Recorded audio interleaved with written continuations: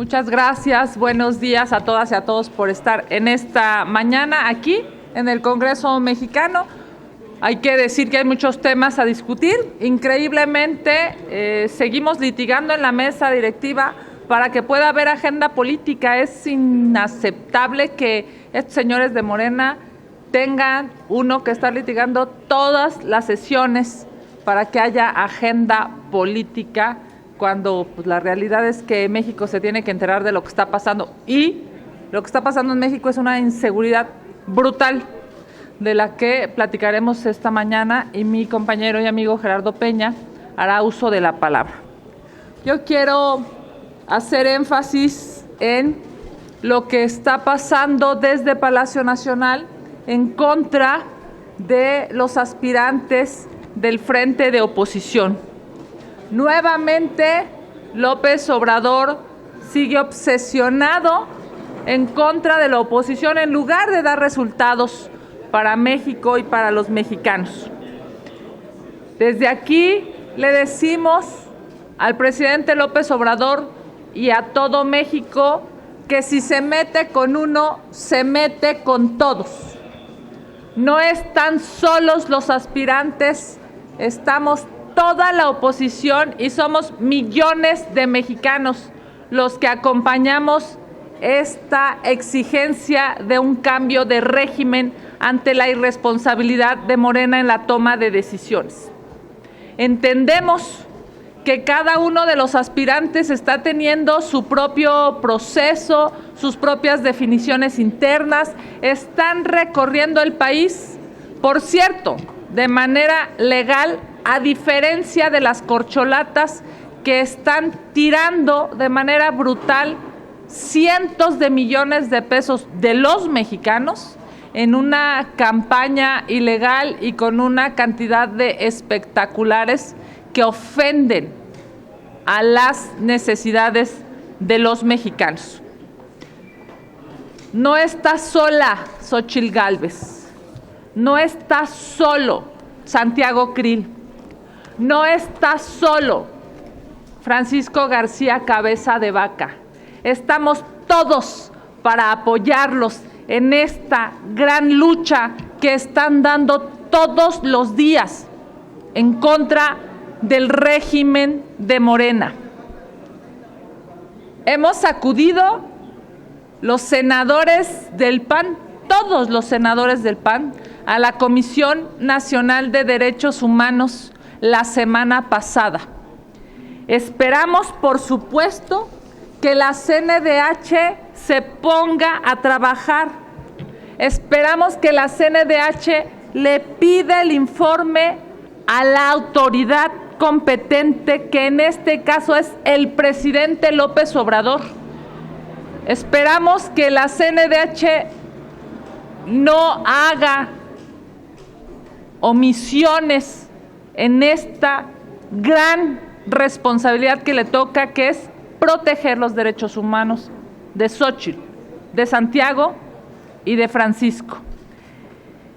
Hemos ido a la CNDH cumpliendo con nuestra obligación nacional, pero hoy queremos informar que acudiremos esta misma semana a la ONU.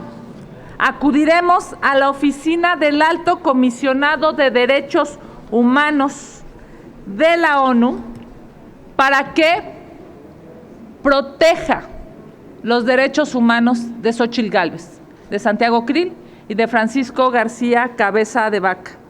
Acudiremos ante la representación en México de la Oficina del Alto Comisionado de las Naciones Unidas para los Derechos Humanos. Volker Turk tiene una oficina en México y acudiremos a él, porque López Obrador debe entender que no es violando los derechos humanos de los opositores cómo ganará la siguiente elección. Es evidente, es claro para los mexicanos que López Obrador quedó a deber, porque de seguridad no cumplió nada, de economía no cumplió nada, de protección a las víctimas no cumplió nada.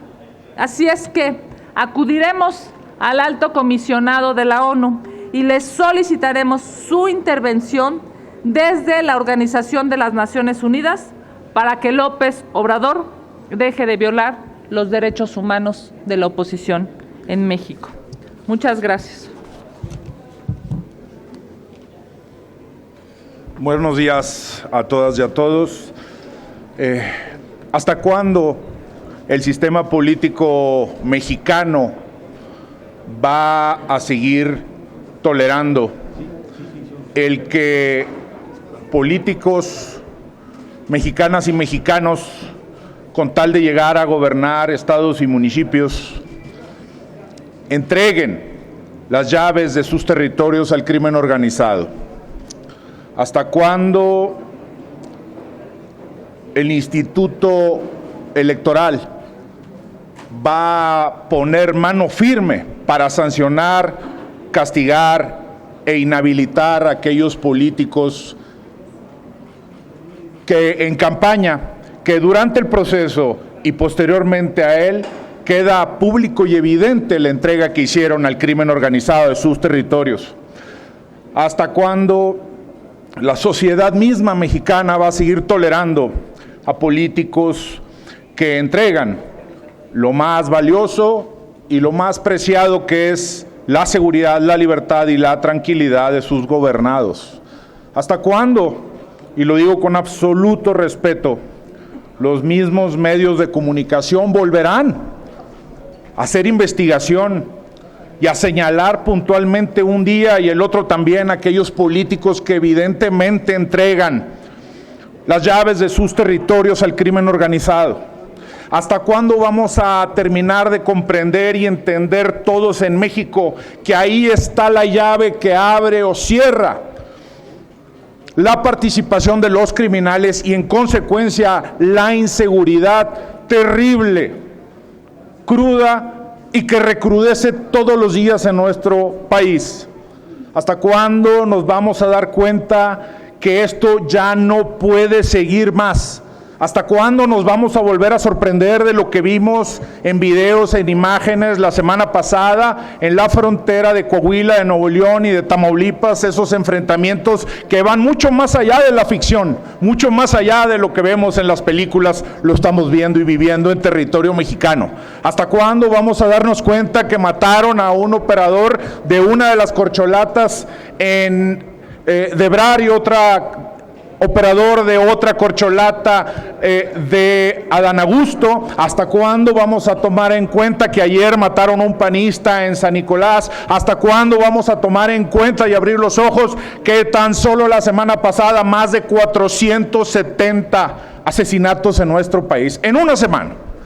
¿Hasta cuándo vamos todos como México a reaccionar ante esa situación y no permitir y no tolerar nunca más que esa llave que abre o cierra la participación de los criminales en los territorios siga entregándose a ellos? ¿Hasta cuándo vamos a exigir que nunca más pongan en riesgo a la sociedad mexicana a costa del bienestar personal del político, hombre o mujer, que entregue esas llaves con tal de llegar a gobernar? Ahí está México, ahí está la primera respuesta. Y sí implica riesgos, y sí implica costos, por supuesto, pero quien no esté dispuesto a correrlos, pues simplemente que no participe. Por eso, que sea este llamado también a las cámaras para que de una vez por todas legislemos, aprobemos urgentemente legislaciones que desde luego castiguen severamente a aquellos políticos, hombres y mujeres, y a aquellos partidos políticos que los postulan a costa de poner en riesgo la seguridad, la libertad de la sociedad mexicana en su conjunto. Si ustedes nos los permitieran, senadora, diputados, tenemos preguntas por parte de los compañeros de La Fuente. En primera instancia les pregunta Leticia Robles de la Rosa, de Excelsior. ¿Qué tal? Muy buenos días, senadoras, diputados. Son dos preguntas. Una, respecto de los libros de texto gratuitos, estamos a unas semanas de iniciar el ciclo escolar.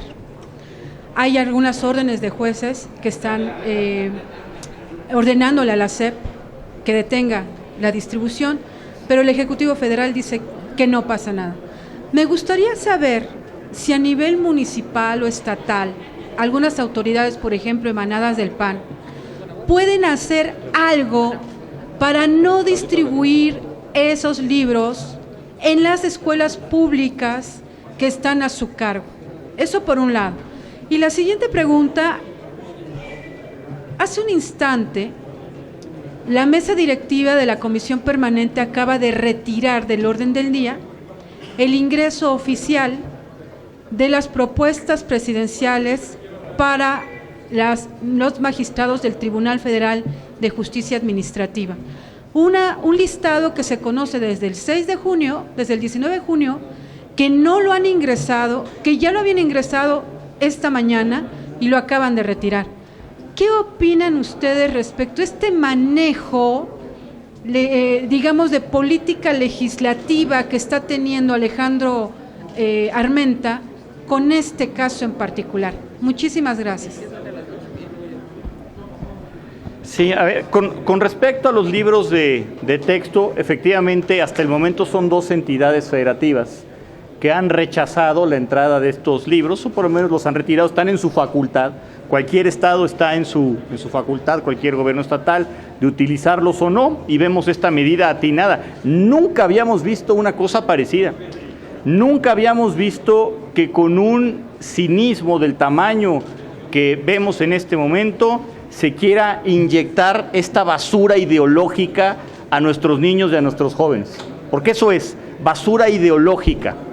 Y no importa qué partido político sea el que ocupe el gobierno, no importa el tinte político, el grupo, no se debe, es completamente irracional, por supuesto antipedagógico, el querer imponer una ideología, el querer imponer una verdad, cuando lo que tenemos que hacer es generar la conciencia crítica, pensamiento crítico y enseñar a los niños y a los jóvenes a dudar, enseñar a los niños y a los jóvenes a pensar, a investigar y no a que haya verdades absolutas para pues evangelizar, que es lo que están haciendo al final del día, para adoctrinar a los estudiantes. Lo ha dicho esta persona, funcionario público de la Secretaría de Educación Pública, se llama Marx o Engels o Stalin, ¿no? Marx Arriaga, ¿no? Marx Arriaga ha dicho que la idea que tiene es que en 15 años haya un nuevo ciudadano mexicano que se quite de la contaminación del neoliberalismo. Nosotros lo que creemos es que lo que tiene que haber es un nuevo ciudadano mexicano que se quite la contaminación de toda ideología, especialmente de las ideologías fracasadas en el mundo y tóxicas. Pues yo creo que al señor Marx, desde el invernadero, tuvo una formación comunista, socialista, de este tipo, pero su educación no llegó a tanto porque no le informaron sus papás que se cayó el muro de Berlín, no le avisaron que se cayó el muro de Berlín. No podemos a estas alturas y en la etapa en la que estamos de globalización, de apertura, de intercambio económico, de cooperación internacional, el cerrarnos de la manera como lo está proponiendo. Por supuesto que nosotros hacemos un llamado a todos los estados de la República a que revisen estos contenidos que son realmente tóxicos, a pesar de que los están escondiendo, ya se ha filtrado mucha información, y que hagan lo propio, que sigan el ejemplo de Jalisco y de Guanajuato para que no entren en vigor, y nosotros estaremos acudiendo, por supuesto, a las instancias correspondientes a atacar esta decisión para que, insisto, no se inyecte el veneno ideológico de Morena, de López Obrador y de Marx Arriaga. Y con respecto a estos nombramientos o eventuales nombramientos del Tribunal de Justicia Administrativa, caray, son una pléyade de operadores políticos de Morena los que están allá adentro, prácticamente todos. Prácticamente todos los caídos, los no favorecidos por la tómbola para integrar la lista de consejeros del INE están ahí, personas que no cumplieron con el perfil de idoneidad. Lo que se pretende claramente aquí es tripular un tribunal, una institución que se ha caracterizado por la eficiencia en su trabajo. Pero fíjense ustedes lo grave de esto.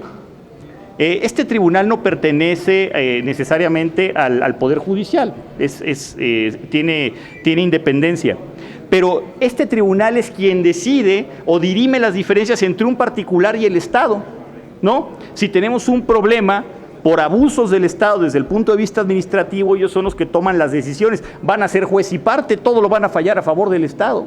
Entonces, y afortunadamente aquí dentro de lo malo, es que tenemos entendido que no se ha podido procesar este listado por diferencias internas en Morena, porque se quieren atascar y se quieren agandallar esos espacios, porque todos son activistas políticos de ese partido, ¿no? Entonces, bueno, esperemos que se pongan de acuerdo, revisamos la lista final y, por supuesto, nos reservamos también nuestro derecho de atacar la idoneidad del perfil de cada uno de ellos.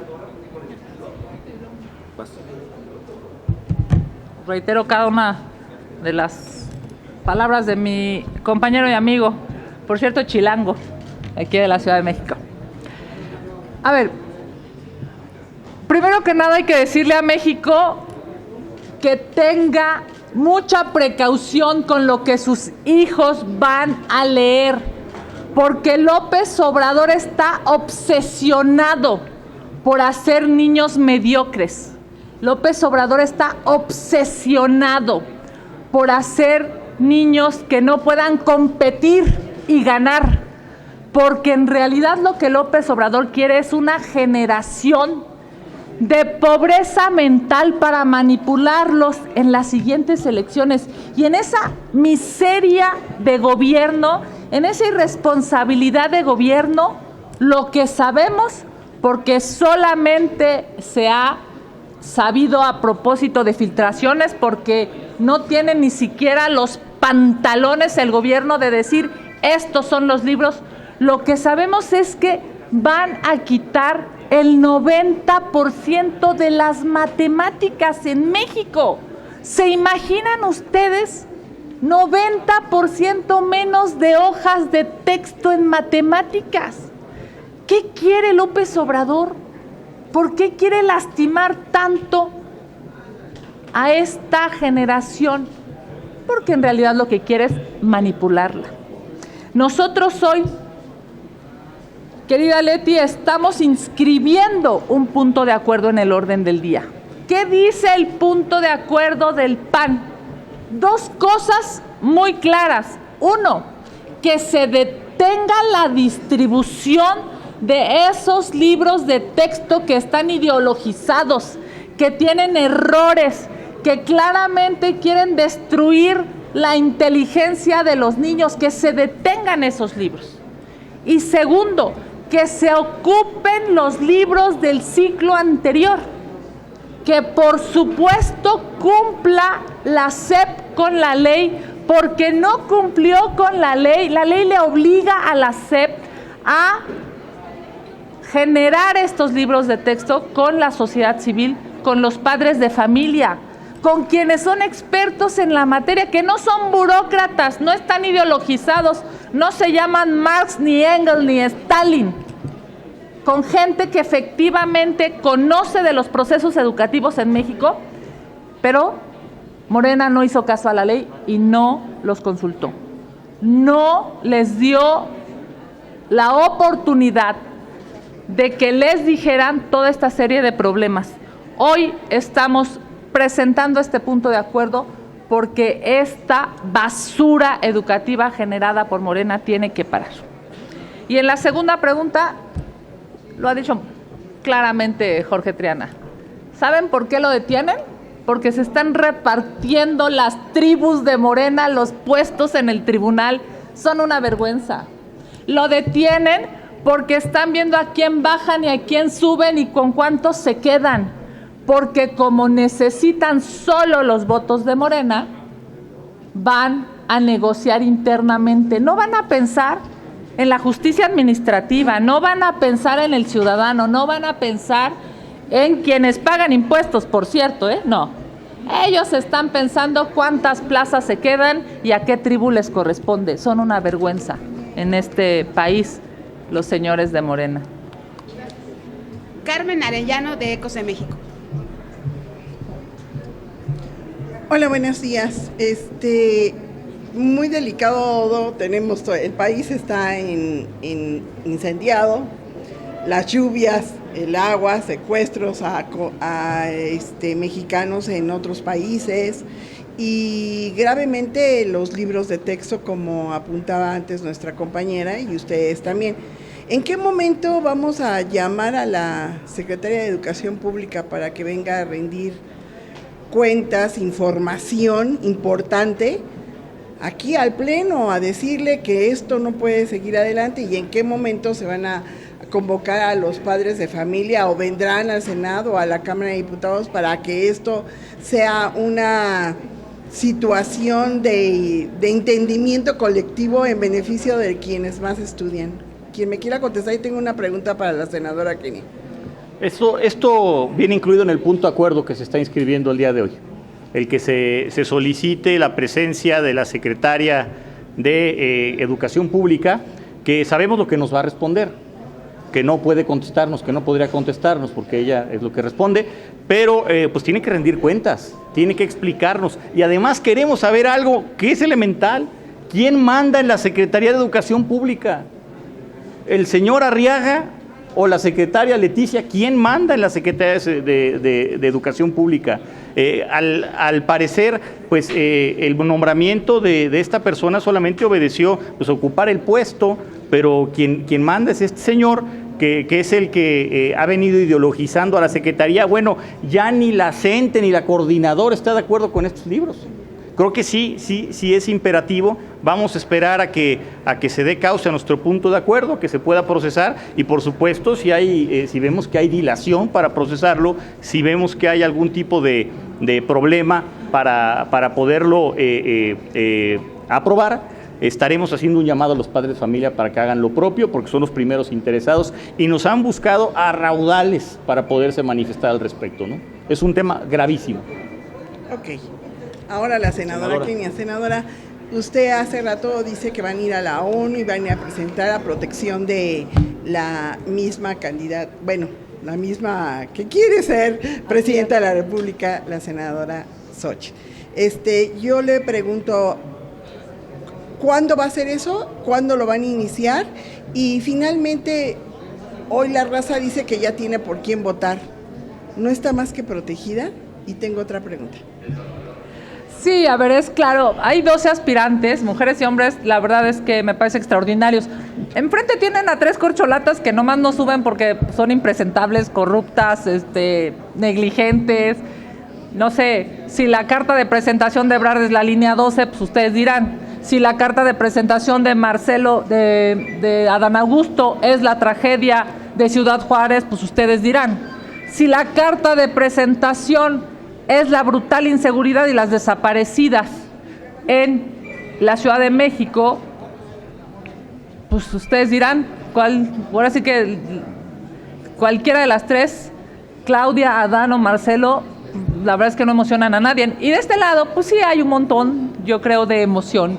Se está viviendo, se está viendo, se ven las redes, se ven los chats, se ven las comidas, se ven las reuniones. Hay una nueva forma de entendimiento y de decir sí se puede, y sí podemos detener al populismo, y sí podemos detener a estos cuates que son corruptísimos, porque además de tranzas son burros. Ese es el tema, la verdad es que ese es el tema de fondo. No saben hacer política, no saben tomar decisiones. A ver, la línea 12 es la materialización de la ineptitud y de la corrupción, y esos son ineptos y corruptos. Por eso quieren que los niños pues no sepan, no aprendan, no tengan discernimiento, no sean capaces de tomar decisiones, y por eso ponen estos libros de texto que son brutales.